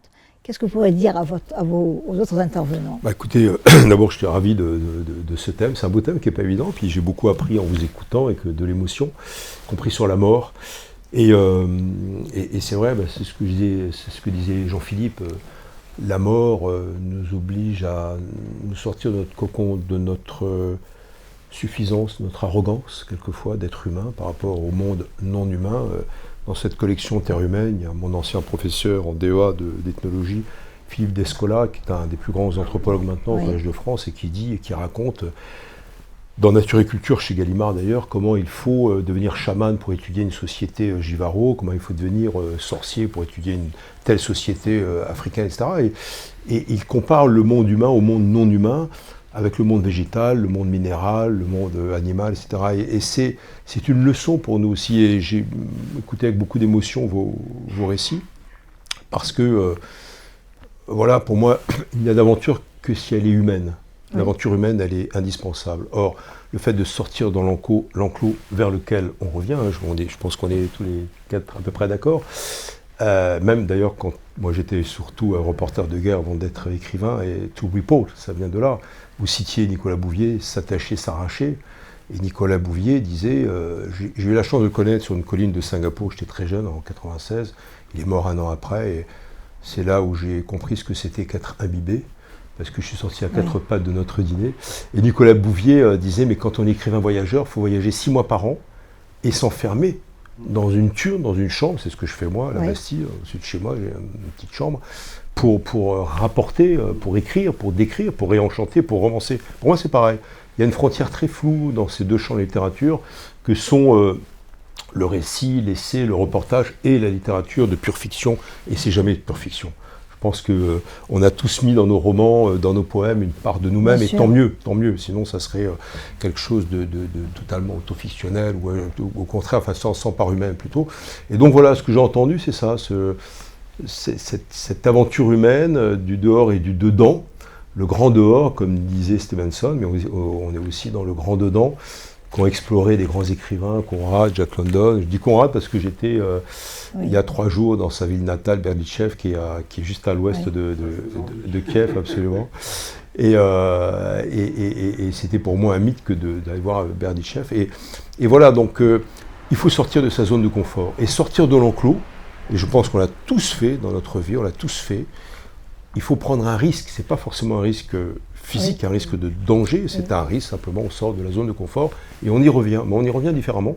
On y revient différemment par rapport à l'espace, bien sûr, c'est un truisme, il faut le dire, mais aussi par rapport au temps. Et au bout du temps, qu'y a-t-il ? Bien, il y a une autre vie, il y a une autre absence qui s'appelle la mort. Et la littérature nous enseigne ça aussi. Donc longue vie à la littérature et sautons le petit mur de l'enclos. Étienne ? Je rejoins ce que vient de dire Olivier, à savoir voilà, que c'est un échange très, très riche et je peux souscrire à de nombreux propos. Après, je me disais que l'enclos, c'était aussi... Pour moi, l'enclos peut être aussi dans le mental. Oui. Et notamment, alors, bon, c'est vraiment sûrement une position qui m'est propre, mais qui dit aussi la richesse de la littérature et de la fiction, même si je vous rejoins, une fiction pure n'a pas d'intérêt. Pour moi, les convictions, les opinions sont propices à l'enclos, alors que la littérature, avec l'expression plutôt de sensations, d'émotions, permet de sortir de cet enclos et d'aller vers l'autre, quelles que soient ses opinions, qui bien souvent ne sont que des goûts et des couleurs de l'esprit, issus d'une éducation, des choses relativement sans intérêt. Bon, je suis un peu dur, un peu caricatural, mais je pense ce qu'on a de plus propre, c'est vraiment de l'ordre de la sensation. Et c'est voilà, ce en quoi la littérature nous permet de sortir de... Je suis désolée parce qu'on prend les choses un peu rapidement alors que c'est un sujet magnifique. Je reviendrai vers vous aussi. Mais pour l'humour, qui aurait aimé être dans l'enclos de Ninon de l'Enclos, qui, je le rappelle, était une courtisane mais une très grande femme de lettres. Vous aimez Ninon de l'Enclos ou pas, messieurs? Voilà. Et donc, vous avez une idée vous avez nous dire quelque chose par rapport à ce que vous avez entendu Oh bah, c'est très passionnant parce qu'il y a pardon. C'est passionnant parce qu'il y a à la fois la diversité des expériences incarnées, et c'est ça que vous le dites aussi, c'est-à-dire que la littérature, c'est des situations, et ça part de soi aussi, vers le monde, cette quête du monde. Vous avez prononcé le mot d'aventure aussi. C'est un des mots que j'aime le plus dans tous les mots qui existent. L'aventure, ce qui advient. C'est ça qui nous tient en vie d'ailleurs, parce que on sait qu'on va mourir, mais on se demande comment ça va se passer d'ici là. Je pense que l'origine du récit vient de là. Mais je pensais à une chose aussi, un dénominateur commun, une phrase que vous connaissez tous, mais quand même qui est fascinante de Pascal, qui dit que à propos de l'enclos, c'est vraiment une signature de votre thématique. Le grand malheur des hommes ne vient que d'une seule chose, qui est de ne pas savoir rester tranquille dans une chambre. Ça, j'adore. Pierre? Oui, ben je peux poursuivre. La Bruyère. Montaigne, peut-être. Non, la Bruyère le dit mieux que Pascal, parce que Pascal il dit on ne sait pas ne rien faire. Mais la Bruyère il explique que ce qui est intéressant, tout ce qui est intéressant dans la vie, c'est la conquête, c'est s'amuser, danser, rire, provoquer, etc. Donc lui, il précise ce qui est négatif, c'est-à-dire tout le paraître qui nous occupe aujourd'hui. Hein. Oui. Voilà. L'idée quand même dans les grandes œuvres de la littérature, je vous fais une petite remarque un peu. Bon, d'abord dire que mourir, c'est refermer l'enclos. On n'en parle plus, on repart dans le néant. L'histoire qu'il y a peut-être à dire entre qu'est-ce qu'un récit et qu'est-ce qu'un roman. Un roman, normalement, c'est un ensemble de personnages qui, par leur rencontre, disent quelque chose de la vie. Alors que dans un récit, c'est la même histoire. C'est le cas ici, moi. J'ai un récit parce que dans un récit, et j'ai vu ça en lisant Le soldat indien de René de Chécati, qui est paru il y a peu de temps aux éditions du Canoë. Il s'amuse, il montre pourquoi il écrit tout cela. C'est-à-dire que non seulement il raconte l'histoire, mais il raconte comment lui-même vit cette histoire, l'a vécue, pourquoi il l'écrit, etc. Voilà. Autrement, c'est très intéressant, évidemment. Merci pour cette belle discussion. Alors, quand je travaillais sur ce thème, j'ai travaillé avec Alain, qui lui a dit, je te laisse parler, que le véritable enclos, enfin, je te laisse parler de ça, après on passera à Dan, et on passera au public, voilà. Oui, il nous est apparu, au terme de discussion, que le véritable enclos était peut-être celui de la mémoire. La mémoire qui est quand même cet élément qui nous est propre et le seul élément qu'on possède réellement, à mon avis.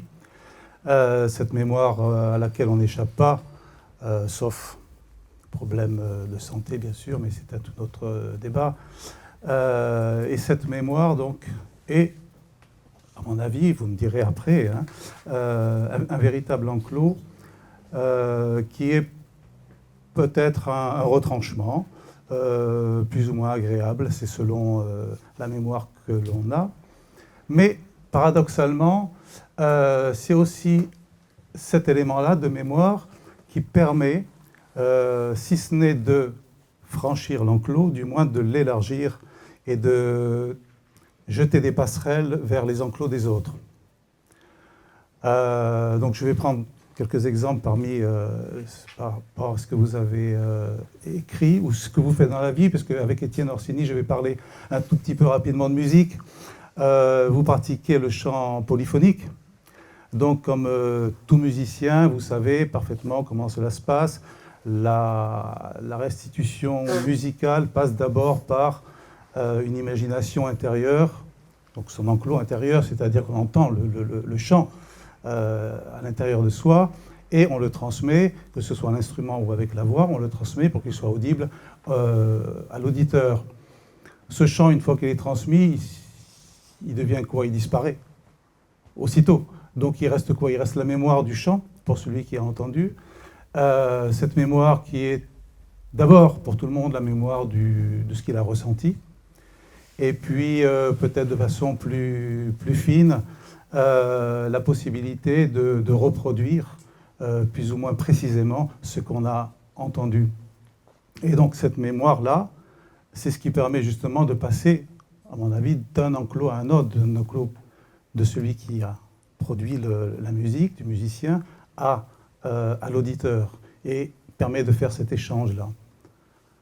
Avec Olivier Weber, dans son livre Au Royaume de la Lumière, on en a parlé tout à l'heure, bien sûr, de cet homme aveugle.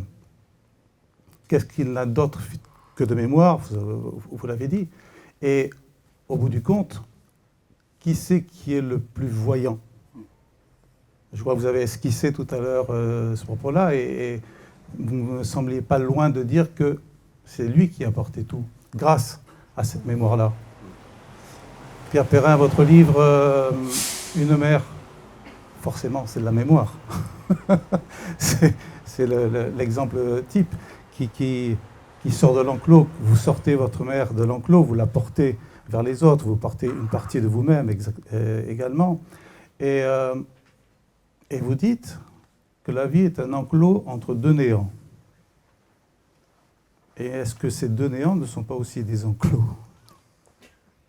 Mais on n'entre pas. Ah, On n'y entre que par l'imagination. oui, mais vous me direz tout à l'heure avec le micro. Et quant à Jean-Philippe Domecq, votre deuxième chambre, enfin votre livre, je vais peut-être vous surprendre, mais par certains détails, m'a fait penser à la dernière nouvelle, ou une des dernières nouvelles de Franz Kafka, qui s'appelle Le Terrier.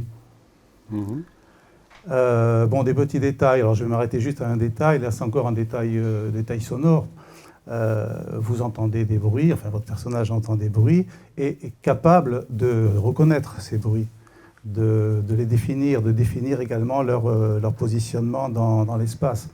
Ce qui est incapable de faire le personnage mi-animal, mi-homme de Franz Kafka, qui s'est protégé, qui s'est fabriqué un terrier pour être parfaitement protégé, et puis qui tout d'un coup entend un bruit dont il n'arrive pas à trouver la provenance, et qui va faire des recherches et des recherches et des recherches, il va chercher à se protéger de plus en plus, et on devine, même si la nouvelle n'est pas finie, qu'elle va mal se terminer, et que ce bruit-là va venir l'emporter. Ce bruit-là, c'est un bruit justement qu'il n'a pas pu déterminer par la mémoire. Voilà. Alors, finalement, que pensez-vous donc de cette notion de mémoire et d'enclos par rapport à votre propre expérience, par rapport à vos écrits?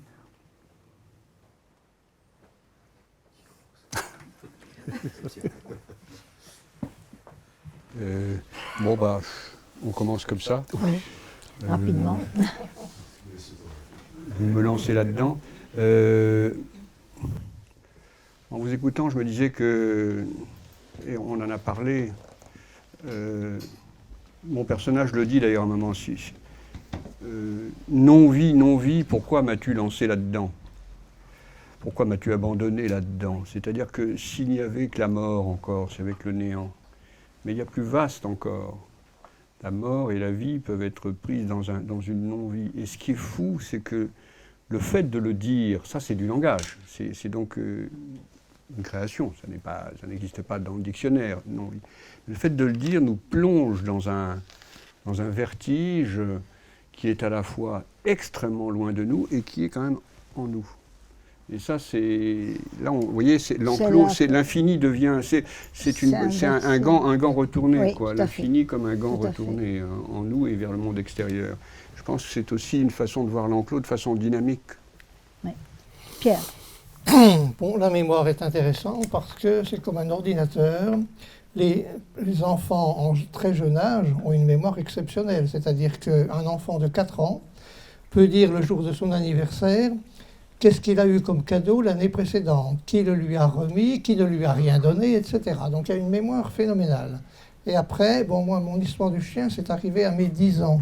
Il se trouve que je l'ai occulté totalement pendant 30 ans, oui. Et que c'est le hasard de l'écriture. Si je ne l'avais pas écrite, si je n'avais pas écrit ce phénomène, ça ne serait pas revenu, quoi. Donc, oui, l'histoire, c'est un peu de la psychanalyse. C'est de la psychanalyse par... c'est pour ça que je parle dans un autre texte, le psychiatre dans l'encrier, la plume. Hein. Mais voilà comme ça fonctionne. Autrement, l'histoire de la mort, bon... pour moi, ce n'est pas une inquiétude fondamentale. On ferme l'enclos, puis terminé, on le laisse. Dernier clap. C'est fini, voilà. Je crois. Olivier? La mémoire, oui, la mémoire et l'enclos. La mémoire, elle est à la fois cumulative et en même temps limitative. Il n'y a pas une forme de mémoire, il y en a plusieurs. Et on sait très bien qu'on évacue dans notre logiciel différentes informations. Et je crois que c'est important, la littérature nous l'enseigne, c'est de franchir l'enclos et d'abandonner nos certitudes. Moi, je crois beaucoup à la vertu socratique, qui est aussi celle de Sénèque et d'autres philosophes, et de Montaigne aussi, d'abandonner ses certitudes et d'aller vers le doute. Le savoir, la connaissance, ou le non-savoir, comme disait Socrate, par le doute, c'est très important. Et je crois qu'aller voir l'autre côté de l'enclos, franchir la frontière, il se trouve que j'ai fait mon doctorat sur les frontières, et j'ai écrit un livre qui n'a rien à voir, ça s'appelle Frontières. Après avoir écrit ce roman sur l'enchantement du monde, j'ai voulu prendre le frais, et je suis parti des montagnes, entre l'Iran et l'Irak, et j'ai fini en bas de mes montagnes, en passant, enfin côté italien, en passant par 15 pays pour dire à chacun des gens que j'ai rencontrés, décidez-moi une frontière. Qu'est-ce que c'est que la frontière pour vous? Et une frontière est faite pour transgresser. Je n'en fais pas la critique, je n'en fais pas, comme mon voisin ici, Régis Debray, l'éloge, mais je dis qu'il y a une dynamique, et c'est une dynamique mémorielle aussi. Et je crois que voilà, l'enclos et la mémoire, c'est important, il faut savoir abandonner certains pans de notre mémoire pour nous remettre en question. Et je crois que cet aller-retour, je ne vais pas dire cette dialectique, mais ces allers-retours voilà, nous enseignent à revenir à chaque fois différemment. Et ça, c'est important, et c'est le pouvoir magique de la littérature aussi. Moi, quand je lis un livre, quand je relis un livre, j'abandonne certaines choses. Je me mets dans la peau des personnages, des héros, qui sont quelquefois différents, qui sont quelquefois des héros et des salauds. Il y a cette part maudite de Georges Bataille qu'on retrouve dans les grands romans. Tout n'est pas tout blanc, tout n'est pas tout noir, etc.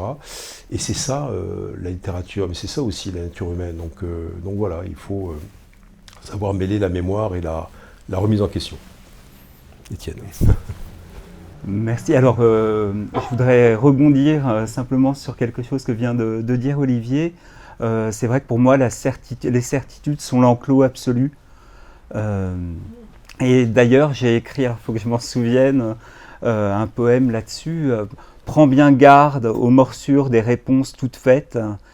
Il ne s'agit pas de mourir avant l'heure de la mort, le cœur paralysé par le venin des certitudes. C'est beau. Et voilà, la musique, c'est très beau. Et la musique, alors effectivement, c'est très important. Et ce lien entre la musique, l'enclos et la mémoire, bon, l'enclos par rapport à la musique, c'est aussi ce qui permet l'acoustique. Rien de tel qu'une crypte. Quel plaisir de chanter dans une crypte, un plaisir un peu égoïste aussi. Et puis le chant corse, c'est du chant oral, donc du chant vivant. Donc l'enclos, c'est l'enregistrement, même si on en a besoin, c'est la partition. Donc il n'y a pas de partition dans le domaine du chant traditionnel. Et des poèmes de Dante sont parvenus jusqu'à certains bergers en Corse au début du XXe siècle, sans écrit. Donc ça, c'est assez formidable. Et par rapport au chant corse, cette notion de mémoire et d'enclos est importante, puisqu'il s'agit aussi d'opérer une sorte de transhumance de mémoire, et d'éviter l'enfermement qu'on peut constater dans certains cercles, que ce soit d'un côté ou de l'autre, avec des a priori, ou au contraire une espèce de revendication latente. Donc voilà, ça me paraît très intéressant, cette notion de mémoire. Ça va avec la transmission, la transhumance des mots. Avant de passer à vous, Dan, je crois qu'Olivier a quelque chose à dire. Oui, non, très rapidement, là, c'est parce que en écoutant Étienne, je rebondis sur la question, la thématique posée par Alain, c'est sur la chanson et l'enclos. Il y a un très beau livre, magnifique, le dernier livre de Bruce Chatwin, qui est mort à 48 ans, non pas d'une maladie contractée par un champignon chinois, mais du sida. Et on sent que dans ce livre, il écrit la fin de sa vie, s'appelle Songlines. Oui. Le chant des pistes, édité au Cahier Rouge chez Grasset, enfin traduit en français. Moi, je l'ai lu 2 fois, et pendant 15 jours, je n'ai pas pu écrire une seule ligne.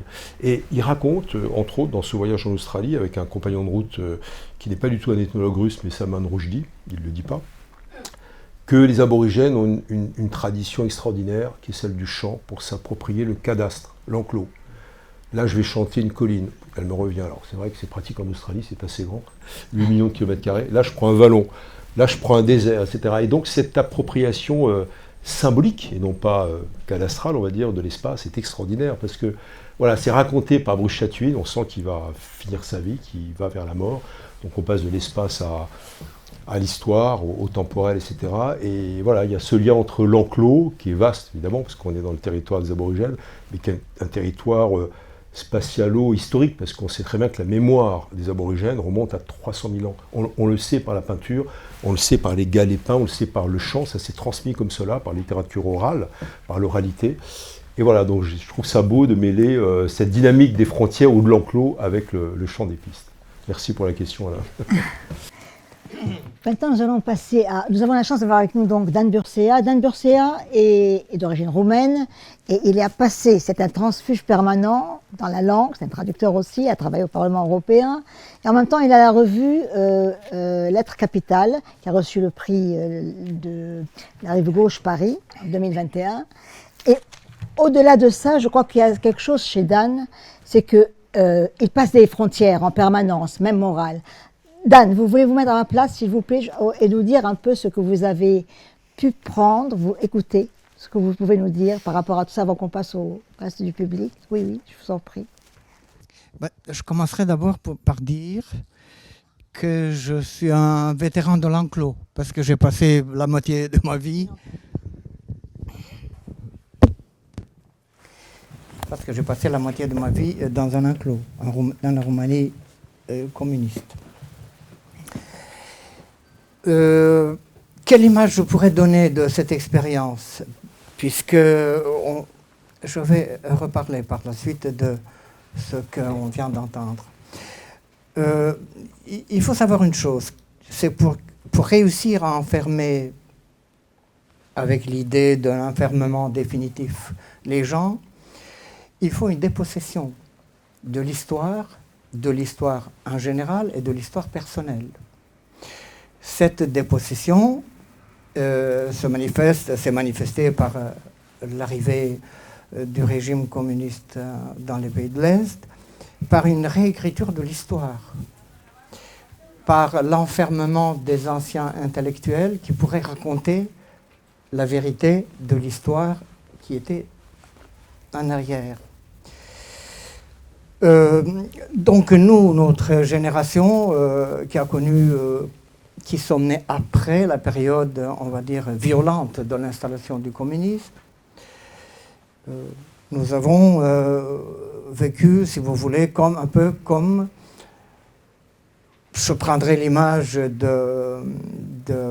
d'Ino Buzzati dans le désert de Tartare, les yeux fixés vers un extérieur, vers quelque chose censé de ne jamais arriver, de ne jamais venir. C'est le regard extérieur vers l'Occident, vers la France en ce qui me concerne. Ensuite, il y a ce que Olivier disait très bien, il y a ce regard intérieur, c'est-à-dire le rôle de la littérature et de la culture en général, comme porte de sortie de cet enclos et comme moyen de sublimation de la réalité dans laquelle nous vivions. Donc, moi, en vous écoutant, j'ai pris quelques notes et permettez-moi de rebondir sur 3 choses, très rapidement.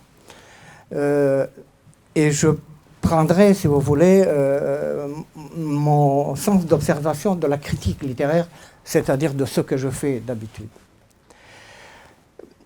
Il y a dans ce que vous dites 3 éléments essentiels, selon moi, et je partirai, si vous voulez, avec le postulat que l'écrivain, de tous les métiers du monde, l'écrivain est le plus libre de tous. Pourquoi? Parce que quand on regarde, par exemple, son rapport à la langue, son rapport au langage, l'écrivain a toute la liberté. Il n'est concerné que par soi-même et par la manière dont il veut rendre compte de la réalité. On appelle ça, avec un mot conventionnel que vous connaissez tous, le style. Et même si le style est un travail intérieur, intime, et continue de l'écrivain, la matière à laquelle il fait appel, c'est quand même une matière libre, de liberté. Il peut, voilà. En revanche, et c'est paradoxal, cette liberté n'est pas illimitée, puisqu'il y a derrière la question où trouver le mot pour exprimer le réel. Et là, on trouve cette idée que vous énonciez tout à l'heure de la limite et du dépassement, de la frontière. Comment faire pour donc transposer la réalité à travers les mots que chaque écrivain consent à utiliser ou arrive à utiliser, réussit à réaliser. Ensuite, il y a le rapport au temps, donc le rapport à l'histoire, puisqu'un écrivain, normalement, ne se situe jamais dans le présent. Vous faites du reportage et vous êtes dans le report, comme vous avez dit, mais l'écrivain, lorsqu'il fait de la narration du roman, du récit, ce que Pierre disait tout à l'heure, il a la liberté de voyager dans le temps et dans l'histoire à sa guise. Donc, il est hors enclos, en quelque sorte. Il est hors d'enclos. Tout ça, si vous voulez, l'image de l'enclos, moi je la définirais comme limite et dépassement. Intérieur ou dans son travail intellectuel de l'écrivain. Et le dernier élément qui est peut-être le plus pertinent, c'est le rapport au réel. L'écrivain a l'incroyable et l'inestimable liberté de la fiction.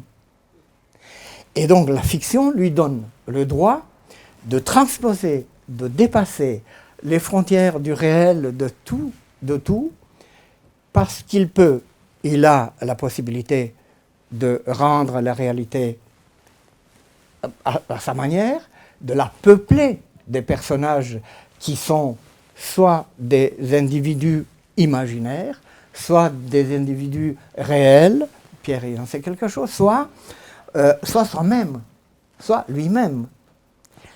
Donc, il y a quand même, au niveau de la fiction, aussi un paradoxe. À quel moment l'écrivain évite le piège de la fiction? Est-ce qu'il peut éviter le piège de la fiction? Et je vous donnerai un exemple qui en dit long, si vous voulez, à propos de ce rapport de l'écrivain entre le réel et la fiction. Souvenez-vous de Balzac sur son lit de mort. On évoquera deux médecins, le docteur Nacquart et le docteur Bianchon. Le docteur Nacquart qui est là, à qui Balzac demande « Je suis assez fort, dites-moi où j'en suis ». Et Nacquart lui dit « Vous ne passerez pas la nuit, vous êtes très gravement malade. Vous allez mourir, autrement dit. » Qu'est-ce qui fait Balzac à ce moment? Il dit quelque chose. Il dit « Il me faudrait Bianchon. Bianchon me guérirait. » Or, Bianchon, ce n'est pas un personnage, un homme réel. C'est un personnage de roman. Balzac transpose, autrement dit, le réel dans un fictionnel qui l'obsède, et sur son lit de mort, il est incapable, il n'arrive plus à faire la différence entre un personnage réel et le personnage inventé par lui. À tel point que si on relit avec cette grille de lecture le portrait à travers la comédie humaine de Bianchon, on verra que Bianchon a toutes les qualités humaines que Balzac lui donne. Voilà, que Balzac lui donne. Autrement dit, une figure légendaire. Il y aurait beaucoup de choses à dire, mais moi, je m'arrêterai là. C'est une très belle image que vous nous avez redonnée. Alors, qui a des questions? Gérard, tu voulais nous parler de l'abandon et de l'adoption, rapidement. Après, je passe le mot au public, parce qu'on est un peu en retard. Alors, je ne sais pas si je vais parler de l'abandon. D'abord, je vais vous dire rapidement que j'ai été très touché par tout ce qui a été dit. Merci, dame. par ce qu'a dit Dan aussi, d'ailleurs, ça m'a beaucoup touché.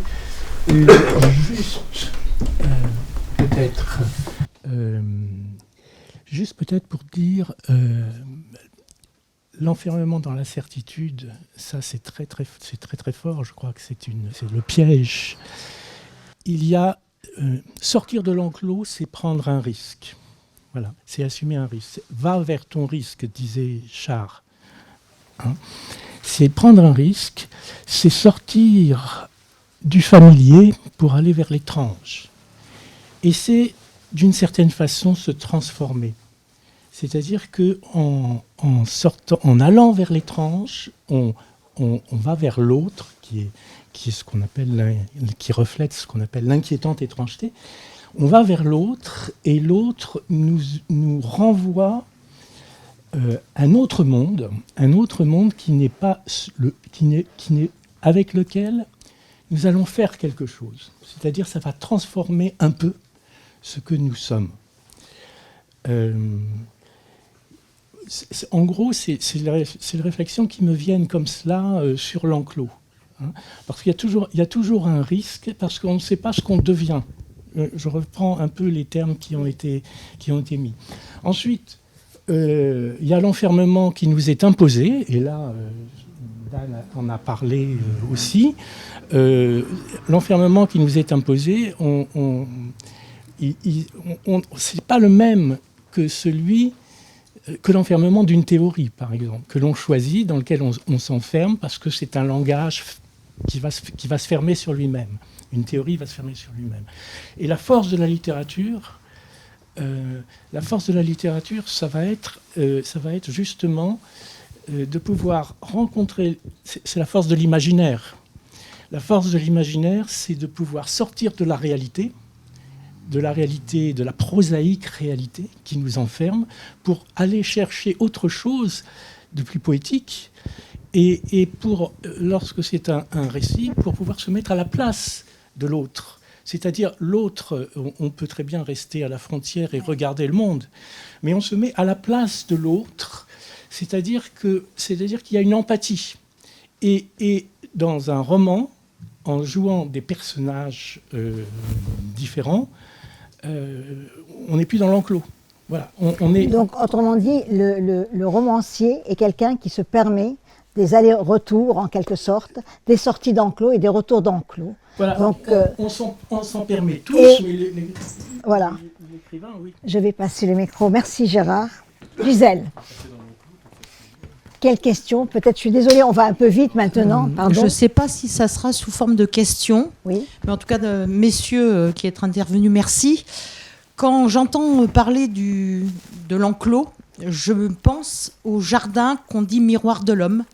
Et le jardin miroir de l'homme, c'est aussi l'Hortus conclusus, qui est donc le jardin médiéval et qui souvent est représenté dans les images médiévales par la Vierge. Et la Vierge, c'est celle qui va être la rédemption. Et en vous écoutant, je me disais, l'Hortus conclusus, c'est la source, souvent représentée avec quatre comme la croix, au milieu duquel il y a la source, mais c'est aussi la rédemption. Et j'entendais à travers vos témoignages des uns et des autres cette notion de rédemption à travers cette mort qui est certaine et qui nous attend, mais qui peut à la fois, pour ceux qui croient, être une rédemption, mais aussi cette mort symbolique que nous traversons tout au long de notre parcours de vie et qui, elle aussi, peut être source de rédemption.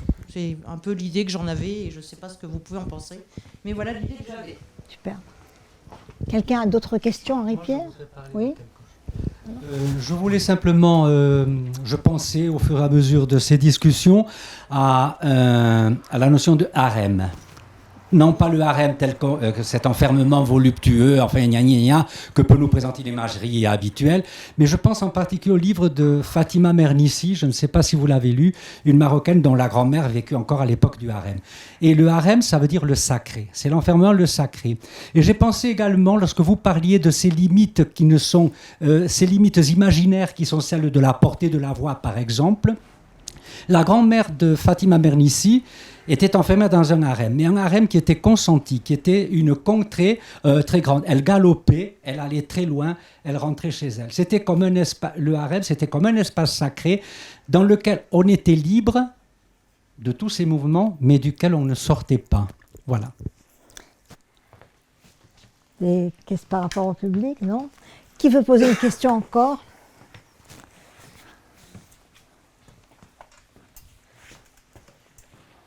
Merci pour ces échanges passionnants. Je voulais poser une question par rapport au rapport entre l'enclos et l'esthétique, mais dans le sens simplement de sensation et de sensibilité. L'un des problèmes, c'est bien sûr, surtout pour les voyageurs que vous avez mentionnés, les auteurs voyageurs, c'est une sorte de désenchantement. L'idée que ce que Conrad appelle les cartes sont pleines, la disparition du vide des cartes. Et donc l'idée même que découvrir, vraiment pouvoir explorer n'est plus possible. Je voulais vous poser la question de savoir si la recherche de l'enclos, si elle est volontaire, est une façon de, en un sens, accepter cette idée que explorer le monde n'est plus possible, ou est-ce au contraire une manière peut-être de réenchanter, de se donner la possibilité de réenchanter, parce que par une absence de sensation, en tout cas temporaire, on peut raviver une sensibilité, on peut peut-être aussi guérir des blessures qui sont une surstimulation, quelquefois, une sorte de choc, parfois traumatique que vous avez mentionné, pour pouvoir se donner les moyens de sentir en sortant potentiellement de cet enclos. Réponse? Qui voudrait répondre à cette question? En fait, monsieur, vous avez répondu. Je repense aux termes que vous avez employés dans vos 3 dernières phrases. Pour moi, c'est d'une très grande justesse. Et vous avez bien d'ailleurs dit que c'était au-delà même de l'esthétique et de la sensation, c'est-à-dire que vous parlez d'un évidement de l'être qui permet du coup d'avoir une acuité de perception et même de pensée aussi, à tous égards en tout cas, beaucoup plus grande. Moi je trouve ce que vous avez dit pourrait être répété, en tout cas heureusement que c'est enregistré. J'y souscris pleinement. C'est le fils de Dan. Voilà. Quelqu'un voudrait répondre?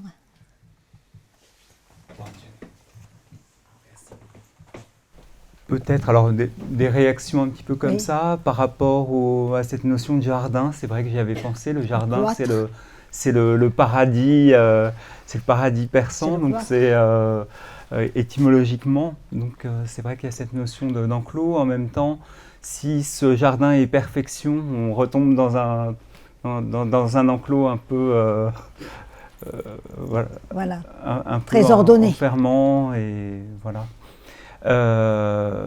Enclore, moi ça m'évoque aussi la fleur. Pour que la fleur puisse éclore, il faut qu'il y ait un enclos.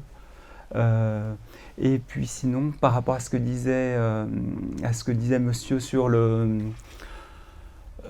l'exploration, la fin de l'exploration, etc. Moi, je voudrais simplement faire part d'une expérience assez banale, mais je me rends compte de plus en plus de l'importance du retour dans les mêmes lieux, quoi. Peut-être que sortir de l'enclos, c'est faire le tour de l'enclos et découvrir une lumière sur telle feuille qui n'était pas là la veille. Et moi, j'ai un peu de plus en plus tendance à retourner dans les mêmes lieux, qui sont souvent des parcs, et donc souvent des enclos. Et voilà, j'ai l'impression d'avoir découvert cette dimension d'ouverture. Quelqu'un voudrait poser des questions? Non? Pardon? Oui, Fabienne? Ose ta voix, ça ira. Oui. Non, je voulais juste... j'avais pensé à l'ignorance. Oui. Je pensais que l'ignorance était une sorte d'enclos, aussi bien l'ignorance d'une façon générale dans son terme par rapport à la connaissance, mais aussi l'ignorance des choses et l'ignorance des êtres également. Et je pense que cette ignorance fait que nous sommes dans une époque où on a tendance à mettre les gens et les choses dans un enclos. Et je pense que nous sommes à cette époque très difficile où on a cette tendance que je trouve terrible. Et que l'enclos, souvent, Sartre dit l'enfer c'est les autres, mais l'enclos ça peut être aussi les autres. Oui. Alors évidemment le sujet est immense après, hein. C'est un tellement beau sujet, c'est magnifique. Oui. Je pense qu'il y aurait beaucoup de choses à dire là-dessus aussi. Je ne sais pas ce que vous en pensez. Pierre. Oui, par rapport à... Ah, excusez-moi. Allez-y, Jean-Philippe. Non, c'était juste pour à la fois prolonger ce que vous disiez, ce que vous disiez, et prolonger ce que vous disiez, monsieur. Décidément, ça m'a visiblement appris, vous voyez. C'est que, vous vous souvenez, vous avez parlé à 2 reprises de l'enclos des certitudes, de l'esprit de système, et en effet, autrement dit, c'est pas l'enclos spatial, c'est l'enclos idéologique, psychique, etc. Et par rapport au déplacement, et vous y faisiez allusion d'une certaine façon tout à l'heure, par rapport au déplacement, on a une préconception du voyage, qui est complètement à l'opposé de ce que vous décrivez, où on sent de l'intérieur, par vos propos et par vos livres, que c'est véritablement une aventure, ce qui advient. Bon. Mais on a, à l'heure actuelle, une préconception du voyage, qui est véritablement une nouvelle religion. Il faut voyager. Et c'est d'ailleurs...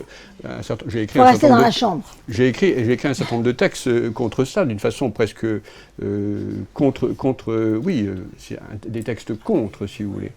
Je me souviendrai toujours d'une fois, j'avais fait une expérience suivante, j'avais écrit un texte et il y avait plusieurs auteurs qui lisaient, et comme dans des circonstances un peu comme celle-ci, c'était à la Maison de la Poésie, donc c'était sur une scène. Et j'ai écrit un texte contre le voyage, qui était évidemment un texte drôlatique, et où je parlais de mon dégoût du voyage, de l'idéologie du voyage, qui n'est pas du tout ce que vous décrivez évidemment. De cet esprit de système du voyage. Il faut voyager. Comment ? Vous n'aimez pas voyager, etc.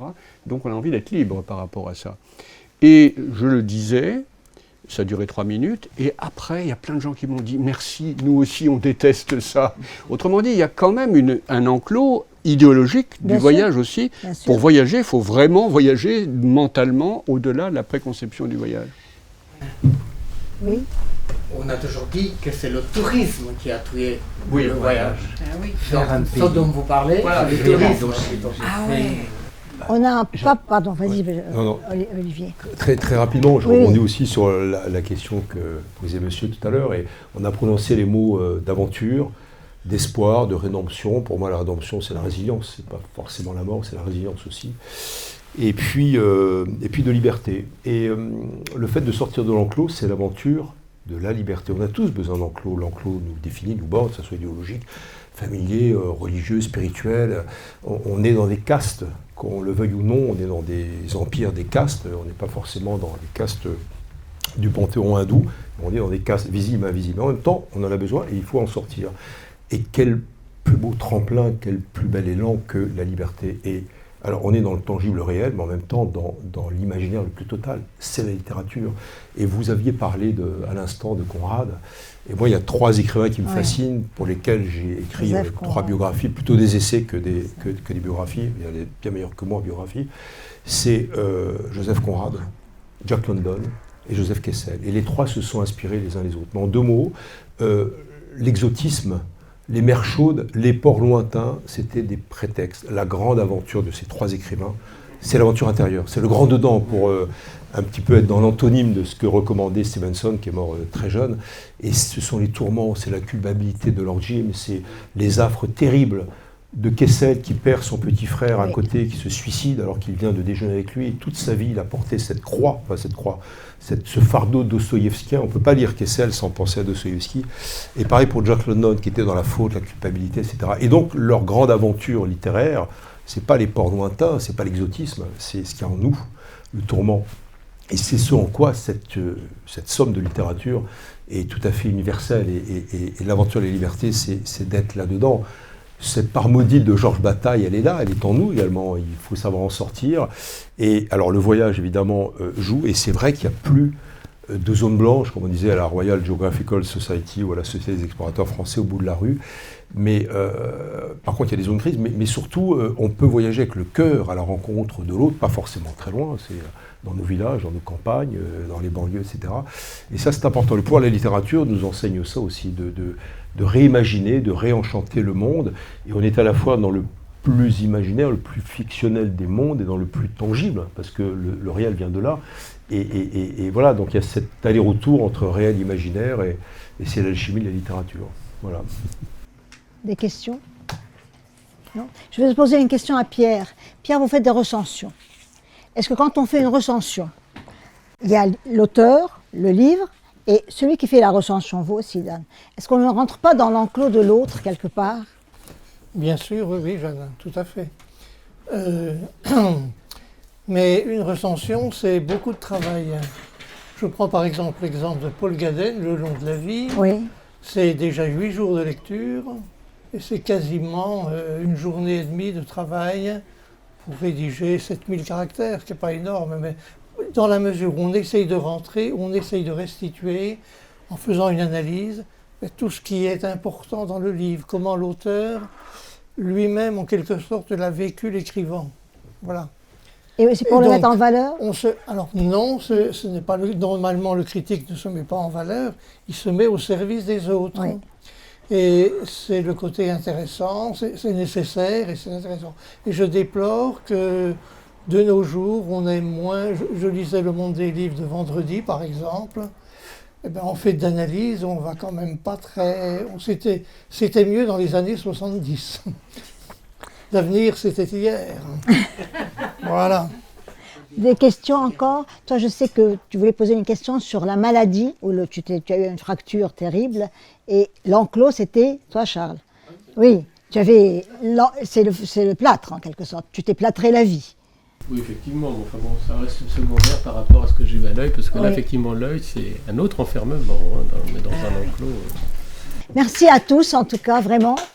On a fait de notre mieux, on a essayé. Ce n'est pas évident, c'est un vaste sujet. On a eu la chance d'avoir plusieurs interventions magnifiques, vous aussi tous. Et je voulais vous dire, la plus belle chose, il faut vous sauver. Allez, la vie vous appelle, il faut y aller. Voilà, c'est tout. La vie vous appelle. Et merci pour tout le monde. Merci à Ghisoli, à tout le monde. Merci à vous tous. Merci.